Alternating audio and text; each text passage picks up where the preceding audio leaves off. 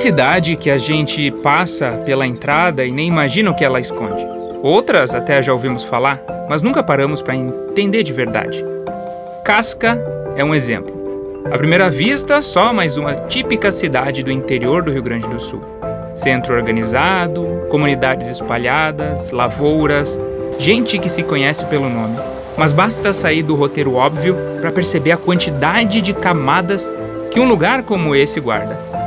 Camadas da imigração italiana e polonesas que moldaram sotaques, receitas, fé e costumes. Comunidades pequenas que guardam histórias maiores que o próprio mapa. Vilas que quase se tornaram o centro da cidade, mas que por pouco não foram esquecidas. Entre o interior e o urbano, o passado e o presente, Casca mostra como tradição e reinvenção conseguem caminhar juntas. E no meio disso tudo, algo que ninguém mais comenta. A ligação dessa cidade com um capítulo de extrema importância na indústria automotiva verdadeiramente brasileira. Casca definitivamente vai muito além do que se vê, e isso é o que você vai descobrir no documentário de hoje. E não se preocupe, porque tudo o que você vai ver está nesse guia completo para explorar Casca por conta própria. Escaneia ele ou clica no link da descrição.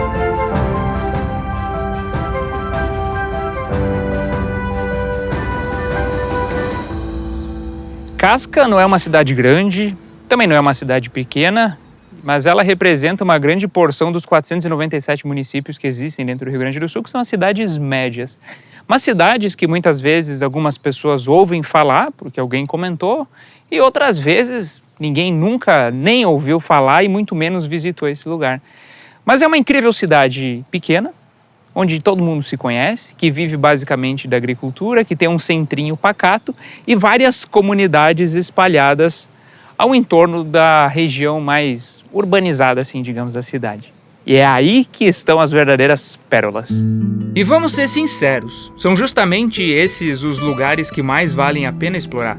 Porque tudo aqui parece ter sido feito com intenção, com capricho. E porque em algum momento a gente começa a imaginar como seria viver ali.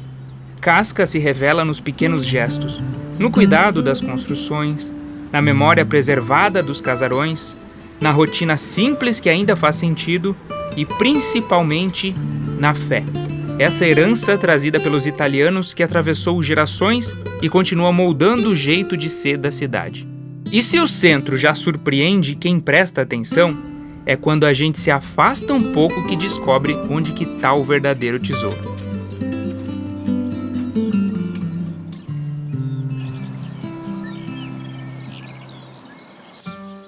Entre lavouras sem fim, caminhos de chão batido e vilas que o tempo resolveu deixar em paz, Casca vai se mostrando aos poucos. É o tipo de lugar que surpreende até mesmo os próprios moradores, de forma que até quem está aqui todos os dias acaba enxergando algo novo quando olha com mais atenção. E assim, sem roteiro definido, virando um cruzamento aqui, reduzindo a velocidade ali, a gente chega a cenários como a Capela Santo Antônio da linha 30. Um nome longo, mas inversamente proporcional ao movimento desse lugar. É uma comunidade pequena, tem nem 30 famílias que residem aqui, mas é uma comunidade bastante unida e sempre pronta a ajudar quem necessita. Isso muda a nossa percepção sobre o que é realmente pequeno, porque mesmo com poucas famílias e um movimento imperceptível, lugares assim conseguem guardar camadas muito profundas da própria cultura, costumes e história. Basta a gente ficar alguns minutos para sentir que existe algo no ar, como uma presença invisível que revela o quanto a fé faz parte da identidade de Casca. Não por acaso aqui foi onde viveu Frei Salvador Pinzeta, hoje venerável e em processo de canonização pelas obras e relatos atribuídos a ele. E a vila inteira parece carregar essa lembrança com respeito, como se cada casa, cada detalhe estivesse ali para manter viva a história de alguém que segue atraindo devotos e curiosos de todos os cantos. A comunidade, somente a família, tem uma devoção grande a ele, porque ele, com a sua simplicidade, a pessoa simples que ele era, ele cativava as pessoas e ele acabava fazendo pequenos milagres assim que são atribuídos a ele.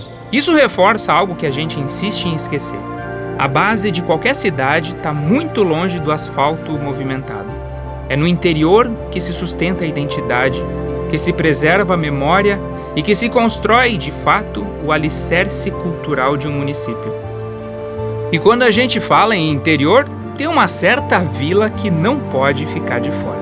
Talvez uma das mais marcantes, porque foi a partir dela que Casca vive hoje um novo capítulo da sua história. Essa é Evangelista, um lugar de ritmo sereno, pouco movimento, um cenário quase bucólico e ao mesmo tempo encantador. São casas históricas, um pequeno riacho cruzando uma ponte de pedra e pequenos detalhes que provam que o velho sempre tem lugar em meio ao novo. E apesar do nome sugerir algo religioso, a origem é bem diferente do que parece. Que Evangelista era uma homenagem a Irineu Evangelista de Azevedo, que é o Barão de Mauá. Que foi Olha só, eu achei que tinha alguma coisa a ver com o evangelho, alguma coisa mais religiosa, não. Era por causa que ele era um grande industriário, né, brasileiro, então eles acabaram homenageando, porque aqui também estava em um processo de industrialização bastante forte. Evangelista, por muito tempo, representou a prosperidade de Casca, um lugar que poderia ter se tornado o verdadeiro centro urbano, não fosse a estrada ter passado por outro caminho. Somado a isso, outros acontecimentos fizeram com que essa pequena vila acabasse ficando presa ao passado. Em 1956 aconteceu uma grande enchente aqui em Evangelista que acabou derrubando quase todos os casarões aqui no centro. Permaneceram muito poucos ali. E acabou ocasionando um certo desânimo nos comerciantes e na população aqui local, que acabou saindo. Mas as adversidades não foram suficientes para que todos desistissem dali. Enquanto alguns iam embora, outros permaneciam e reconstruíam seus lares.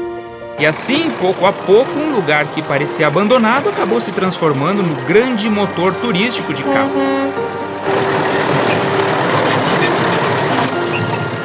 E a cada uma que a gente se mete,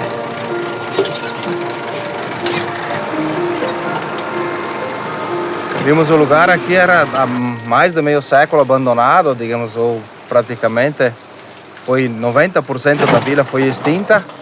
E como na Itália eles preservam muita história e através disso eles conseguem atrair muito turista, eu pensei de fazer o mesmo. De um lugar tapera, abandonado, de fazer, digamos, transformar ele num lugar turístico, num lugar onde que, digamos, tinha ainda não preservado, mas ainda tinha história, parte da arquitetura remanescente do que não tinham demolido, bem como toda a identidade cultural, assim, dos descendentes de italiano e polonês, né, tipo pelo idioma, pela culinária, pela própria natureza que existe na vila, eu vi esse potencial. E aqui é um lugar tranquilo, pacífico, bem calmo. Final de semana agora que sábado e domingo, mais que tem turistas, mas basicamente é super tranquilo, um vilarejo meio que isolado do mundo. Isolado, mas que aos poucos entra no radar dos viajantes mais criteriosos, dos que buscam raridades escondidas, como esse verdadeiro oásis entre a Serra e o Planalto Médio Gaúcho. Por semana deve dar numa média ali, vamos dizer assim, umas 500 pessoas. Para uma vila de quantos moradores? 90. 90 pessoas.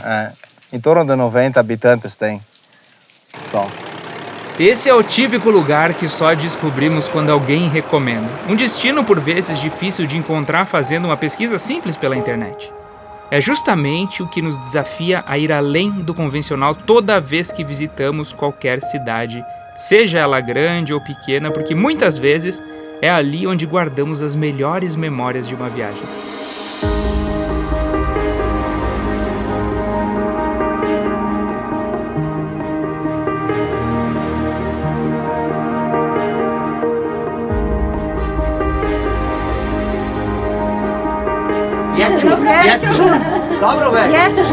Dobre wieczór. Wieczór. Dobre wieczór. Dobre wieczór. É importante lembrar que Casca também está inserida numa região marcada pela imigração polonesa. Já estivemos em Nova Prata para conhecer famílias que preservam suas origens e tradições até hoje, e aqui não é diferente. Entre uma cidade e outra, a gente vai percebendo como essa etnia segue presente, mesmo que muitas vezes fique em segundo plano quando o assunto são as grandes correntes italianas e alemãs que vieram para o sul do Brasil. Quando a pessoa vem na tua casa pela primeira vez, os poloneses recebem com pão e sal. Por que pão? Para que não falte pão na tua mesa e a tua vida tenha sabor. E é para eu pegar um pedaço? Pega um pedacinho, pote no... Pote. Esse pote aí não é muito polonês, né? Eu não esquece sal, lembra que é sal. É natural que as culturas se misturem, porque dessa mistura acaba surgindo pequenas pérolas no jeito de falar e de viver. Mas a graça não tá em ser polonês ou italiano isoladamente. Tá no que nasceu dessa convivência. Algo próprio, uma combinação que só faz sentido aqui e que não se replica em nenhum outro lugar do mundo. Jak ci się żyje? Não vou muito longe nisso, porque senão eu não vou te entender nada, não vou nem saber que legenda botar no vídeo depois. Eu te perguntei como você está vivendo. Muito bem. Pode até parecer meio aleatório eu ter vindo parar justamente nessa casa de descendentes de poloneses, mas eu te garanto que isso vai fazer todo sentido. E o que a senhora preparou pra gente aqui? O que a senhora vai fazer? Eu vou fazer o biscoito de mel, que aqui chamam pão de mel. E em polonês é pierniki. Pierniki? Pierniki, que é um biscoito de mel. Agora em 2028, essa receita vai completar 100 anos, porque a minha irmã traduziu ela de um caderno de polonês para o português, e aí eu e a minha filha resolvemos trabalhar com ela. Mas é um pão de mel, biscoito de mel diferente do que a gente acha por aí em volta, né? É diferente. Tá, vou deixar a senhora então fazer isso daí. Faz a tua mágica aí. Então tá. Eu poderia te passar a receita inteira, mas ainda assim faltaria o principal. A mão de quem faz. Entre o mel, açúcar, farinha, baunilha, noz moscada, pimenta, sal amoníaco e mais algum detalhe que eu nem consegui anotar, vai sendo preparado algo que é mais do que um biscoito. Tudo feito quase sem olhar para o papel, no tempo certo, do jeito que se aprendeu lá atrás. E em poucos minutos, a 150 graus, o forno encerra o processo. E assim nasce o pierniki, tão perfumado e delicado que à primeira vista parece mais um adorno do que comida. Tá, mas é só de enfeite ou é pra comer? É pra comer. Ah, então eu vou dar uma mordida. Posso? À vontade. E tu não vai comer? Eu não como, eu só faço. Eu não como farinha. É assim que começa os filmes de terror, a pessoa que faz a comida mas não come. Felizmente passo bem. Bem até demais, porque experimentar algo vindo das mãos certas sempre traz um sabor diferente. Pode falar? Pode. Muito bom. Eu sei, tu é convencida. Melhor que de mercado. Isso Com certeza. de longe. Bem Porque gostoso. tu sente o gosto do mel. E eu vi a senhora fazendo. Tem o sabor dos dedos da senhora ali no meio. Eu sei. Da história da tua família, dos 98 anos ali dessa cultura polonesa. Que tu ainda dá um jeito de guardar aqui. E hoje um gringo perdido lá da Serra Gaúcha veio aqui comer, eu tô te dizendo, isso aqui é muito bom. É bom. Isso aqui é um patrimônio, se não é um patrimônio, ainda deveria ser, pelo menos. O que mais me encanta é poder experimentar algo diferente em cada lugar e perceber que a fartura de hoje nasceu da escassez de um passado não tão distante assim. Isso aqui, ó. Isso aqui era no que os italianos acreditavam quando eles foram convencidos a vir para a América. A árvore de salame e queijo. Curiosamente, hoje são dois produtos que Casca vende à torta e direito para o mundo todo. Às vezes os detalhes estão escondidos, a gente tem que saber procurar. Ou melhor, entender o que está à nossa frente. Uns podem achar curioso, outros talvez nem entendam a referência, mas essa árvore simboliza 150 anos da imigração italiana na sua essência. A sonhada terra da cocanha. O Eldorado da fartura, o lugar onde tudo daria certo e todos prosperariam. A história mostrou que não foi bem assim. E o que existe hoje é resultado de um povo que enfrentou dificuldades sem se dobrar e sem desistir. Casca acaba sendo a prova disso, de que quem aprende a trabalhar a terra constrói o próprio sustento. Na verdade, Casca como um todo, né, ela eu vejo assim, ela é bastante diversificada na questão da agricultura, né? Hoje você vê o segmento de suínos, de aves, de leite, de gado de corte, agricultura e nos últimos tempos a agroindústria como um todo veio se fortalecendo muito, né? Hoje eu sempre falo, se você quer comprar salame, copa, carnes, derivados de suínos, você vai à casca. E entre uma propriedade e outra, a gente começa a enxergar o que à primeira vista passa despercebido. O queijo preparado logo cedo por mãos experientes, o salame e a copa, que sustentam boa parte da economia local, o vinho que nasce das uvas cultivadas aqui e ganha espaço pelo Brasil, é a confirmação de que aquele sonho, um dia distante, foi construído geração após geração, cada uma deixando um pouco de si para que o futuro pudesse florescer. E é uma agricultura familiar ainda aqui que existe. Sim, Casca não foge disso, né? Nós não temos agricultura empresarial em Casca, muito pouco, quase nada. É mais uma prova de que, quando se quer fazer, encontra-se caminho e não desculpas.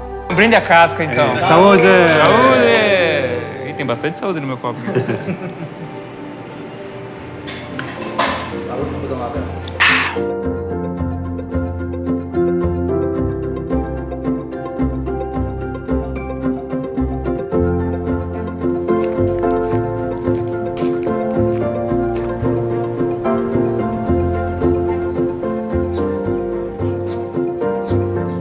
Quando a gente fala em cidade pequena, tem uma coisa que dificilmente a gente encontra em muitas cidades grandes, que é abundância de natureza.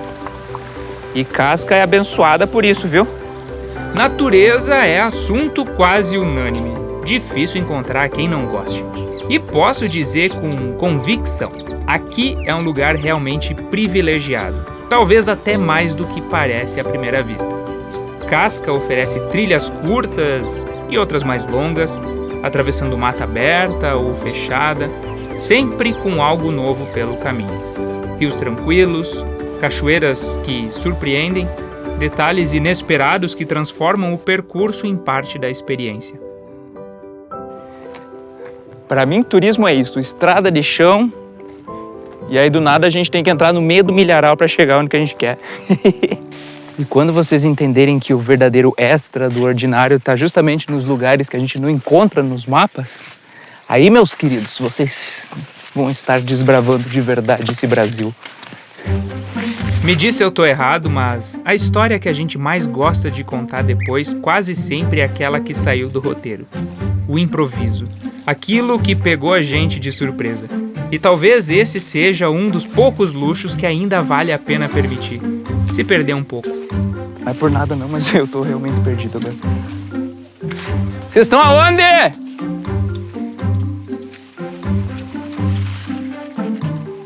Grita! Cadê vocês?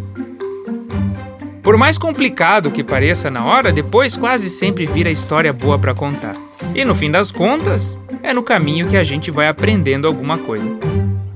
Casca tem um nome curioso, muitas cidades gaúchas têm nomes curiosos, mas se acredita que a origem tem a ver com as cascas das árvores, que o pessoal talvez usava para cobrir as suas casas, fazer o telhado. Mas também tem um outro significado muito interessante, que pode ser de cascar, que é algo como, no italiano, escorregar. É muito fácil de entender pela quantidade de pedras que tem aqui pela região, e talvez esse seja o significado que mais faça sentido para mim. Ai! Só espero que vocês estejam mais preparados do que eu para encarar a natureza. Mas no fim, cada trecho compensa. E justamente o que torna o percurso mais difícil é o que faz a chegada ter ainda mais valor.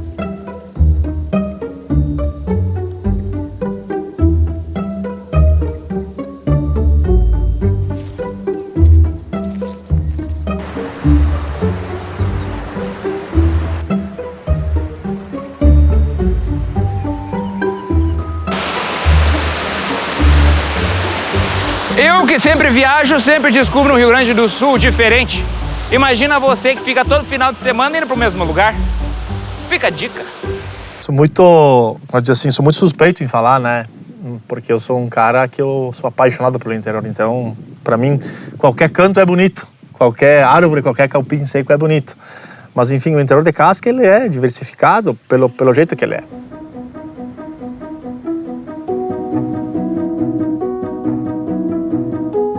Casca é legal, né? Se tu quiser conhecer a cidade e descobrir outros lugares que a gente não conseguiu mostrar nesse documentário, algumas pérolas escondidas, onde comer, onde dormir, o que fazer exatamente, eu tenho um guia justamente para você. Você pode baixar ele e personalizar, organizar toda a sua viagem por conta própria. Além de adquirir esse guia, você também está contribuindo com a produção de documentários como esse, que visam valorizar o extra do ordinário. E talvez o mais extraordinário de tudo que você viu até agora esteja aqui, quase como um segredo pouco comentado. Se a indústria automotiva brasileira um dia teve a chance de florescer, parte dessa força saiu de casca. Você já viu um desses carros por aí? O Miura ele é uma empresa que surgiu entre dois sócios, o Aldo Bessão e o Teuvir Gobi. Itelmar Gobi, que o Aldo Bessão é nascido no interior de Casca. Foi ainda jovem para trabalhar em Porto Alegre, e o Gobi, nascido em Marau, criado em Birubá, foi jovem para Porto Alegre. Se encontraram lá e compraram uma estofaria que eles faziam a tunagem dos veículos e tal, uma melhoria na época que já não existia muito carro com banco reclinável, então eles começaram a instalar carro com banco reclinável e tal, e daí começaram a ver a possibilidade de produzir um carro de fibra, que na época já existia o Puma, o Gurgel, o Adamo, outros carros nacionais, né? E então eles, em 77, lançaram o primeiro Miura. Hoje pode parecer apenas uma raridade de se ver nas ruas, mas nas quase 2 décadas em que esse carro foi produzido, num período em que a importação de veículos era proibida, mais de 3.500 unidades foram vendidas. E em pouco tempo, ele virou símbolo de status, especialmente entre celebridades brasileiras. Aí eles evoluíram, lançaram 11 modelos até o final da linha de produção, quando o Collor de Mello, então presidente, abriu a importação de veículos, baixou as taxas de importação de veículos, e aí os carros nacionais deixaram de ser competitivos, né? Vieram carros estrangeiros com a tecnologia mais alta e com um custo bem mais baixo. E aí foi quando quebrou toda a indústria nacional de veículos, né? Na época até tentaram levar um Miura para o presidente Collor, porque o Collor na época ele fez uma afirmação falando, não, porque os carros nacionais são como carroças. E então o Itelmar, provavelmente ele levou até Brasília pro Collor, apresentar para ele e tentar mudar de ideia, falar, por exemplo, não, o carro bom, olha o tanto de equipamento que ele tem, por um valor mais baixo até, competitivo, que vinha de fora. E mesmo assim não teve jeito. Não teve como. Ali marcava o fim das marcas brasileiras no cenário automotivo. Uma pena, porque é inevitável pensar que hoje poderíamos disputar espaço em escala global, porque mesmo com as limitações da época, já se produzia algo à frente de muita concorrência. Mas eles eram os caras à frente do seu tempo, né? Porque você veja bem, já em 88, eles tinham o carro, esse aqui, inclusive se a gente botar uns fusívelzinhos no esquema, ele tinha um equipamento que ele falava. Quando você entrava, ligava, ele pedia coloque o cinto de segurança, abasteça o tanque de combustível quando ele entrava na reserva, o que mais que ele falava? Verificar o nível do óleo. O nível do óleo, quando eventualmente baixava o nível do óleo. Pode parecer detalhe para quem olha hoje, mas quem viveu principalmente os anos 80 sabe exatamente do que eu estou falando. O cérebro do Miura fica no porta-mala deles. Por que ele tem essa vareta? Na verdade, como o motor é dianteiro e o carro é de fibra, eles acabaram fazendo um porta-mala mais pesado para conseguir equilibrar o peso do carro, para ele ter uma aerodinâmica, uma estabilidade melhor no asfalto. E vamos fazer ele falar agora, vamos fazer ele conversar com a gente. Vamos ver se vai. Ele mandou amarrar o cinto de segurança. Era uma voz sintetizada, era a tecnologia que tinha para a época para conseguir colocar dentro dos carros Miura.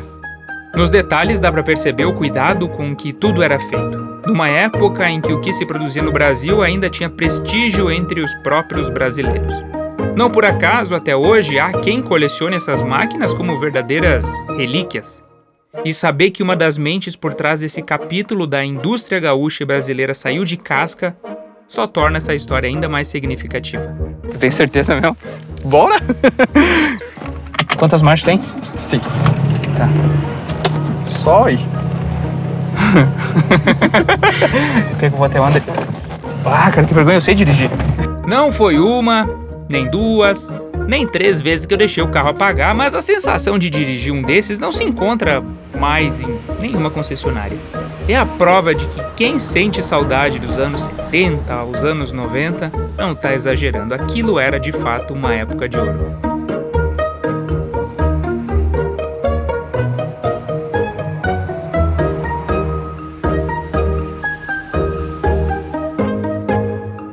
Assim como um ovo precisa ter a casca quebrada para revelar o que guarda, essa pequena cidade também exige um segundo olhar.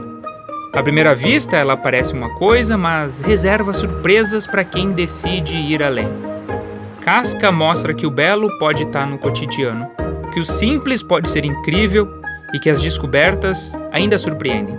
Um lugar que superou expectativas e entregou muito mais do que prometia. E como que é pra ti morar aqui? Aqui é bem tranquilo, eu gosto bastante, é um ar mais bucólico, assim, é um ar mais tranquilo. A cidade é um pouco mais movimentada, um pouco mais...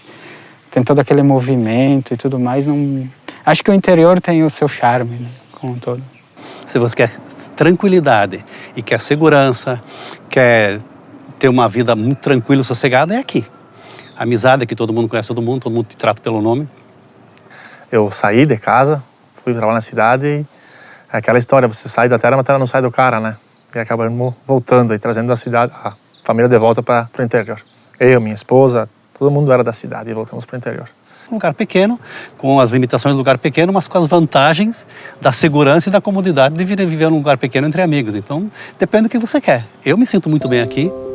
Estar aqui é literalmente sentir-se em casca.